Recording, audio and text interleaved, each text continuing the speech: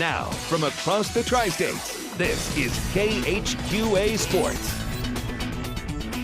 Well, round one of Quincy's soccer civil war found the Blue Devils and Lady Raiders coming off very different Saturday performances. Quincy High School came out flat against Ladue and struggled to a 2-0 loss in the championship game of its own tournament, something they hadn't lost since 2009. Q&D, meanwhile, bested the only team that beat them last season, Jeff City Elias, on its home field no less, in a dramatic 3-2 ball game. So what would that mean tonight? Absolutely nothing. You throw out everything when these two teams meet. Scoreless first half. Second half, though, Q&D steps up the attack. That meant Cassidy Foley, and she's going to take issue with all of that defense. And finally, the pressure would pay off as she hits the long-distance, slow-burn changeup right there to put her team up 1-0. Anna Stock doing great work in the back, however, trying to keep Quincy Notre Dame negated, still to no avail. Later in the second half, this is Mackenzie Foley, Cassidy's little sister, punching home an insurance goal, and that's how it would end up on the night. Q&D gets it done, gets the win by the final count in this one of 2-0. Meanwhile, in baseball today, Macomb visiting Quincy High School. That meant Reed Sprinkle's nephew in town to see the affair. He's a cute little fellow right there. Andrew Eilers. He's got good stuff right off the bat, just firing, and the defense behind him. Salty as well as Matt Tossick going to pull off the unassisted double play, or almost unassisted, I should say. He did go to 3 at the end of that, so to speak. Meanwhile, the defense good for Macomb as well. Check out Trenton Krebs, I should say, from his knees. Great stab, great out to get his team out of the frame right there. Bottom of the fourth, here come the Blue Devils. Ben Merrow with a bunt for a single. That would set the table for the bottom of the lineup, which was fantastic on this day. Started with this fella, Drake Green, knocking one into short left field. It's going to bounce around a while. The first 2 of his 3 ribbies on the day, but we're not done. Bryson Sheeler had himself a huge day as well. 9-hole hitter, went 2 for 2 in his first 2 at-bats, including an RBI right after Mr. Green's work right here. This is Mr. Sheeler using the fuming aluminum right here to get one to fall into short right field. Scores Jacob Jobe, and just like that, it's a 3-0 lead in favor of the Blue Devils. 1 inning later, Matt Tossick goes to work, putting one down into short right field. This ball, well, it's going to hold up the runner at third, but the throw back to second gets away from everybody. So at that point, Tossick's safe.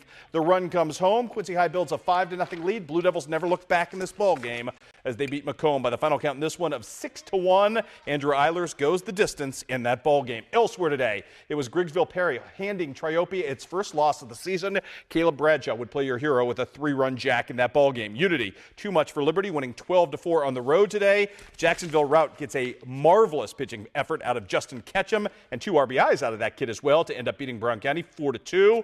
Illini West with 4 ribbies today out of Daniel Harrell to beat West Central of Biggsville. Over in Missouri, Louisiana travels to Payson Seymour and wins 13-4. And how about a great pitching effort today from Jacob Rich as he goes the complete distance with the shutout as North Shelby beats Knox County 4-0. The Raiders now 2-0 on the season. Speaking of Raiders, Q&E paying a call on Palmyra today. Justin Tallman on the hill for his team. Absolutely filthy today, dealing and shutting down that potent Palmyra offense. In fact, Mr. Tallman with the shutout today. Aaron Stone not pitching too shabby either, but this one is going to get away from Caleb Kaiser. Jordan Chappell heads to second.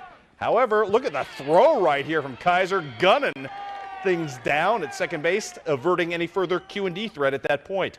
Speaking of Palmyra, how about Trevor Menny looking for sensational 7 honors right here? Sensational grab from him. Story in this game, though, the pitching of Tallman and the look at Menny. Wow. The story in this day, though, the fact that Palmyra could get no offense going against Tallman, and Quincy Notre Dame goes on the road and pitches a shutout today. 3-0 would be your final in that ball game. Wow, slow motion even for fun.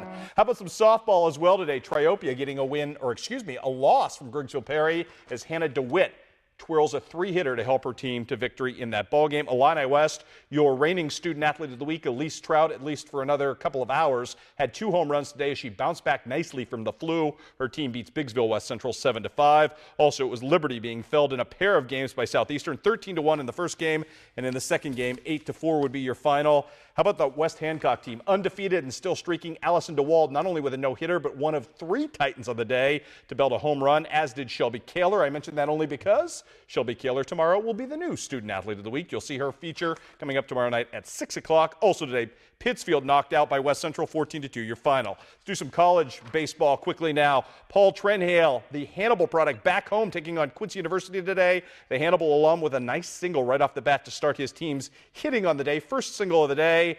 But the Bulldogs would struggle to put any offense together from there. Look at Larry Sarton behind the plate, punching everybody out with a great throw down to second. Sarton would also add the first ribby of the day as Quincy University wins the first game of the doubleheader by the final count of 3-1. But the Hawks waste a near no-hitter from Graham Spraker today in the second game. He took it all the way into the seventh inning when Corbin Williams hits a pinch hit home run to break things up. A couple of quick baseball scores and we'll get out of this. Illinois College, too much for Robert Morris today behind Austin Dormeyer, and it was HLG losing to Benedictine Springfield. All your day's softball scores online now at connecttristates.com or khqa.com, whatever you prefer. All right, we'll be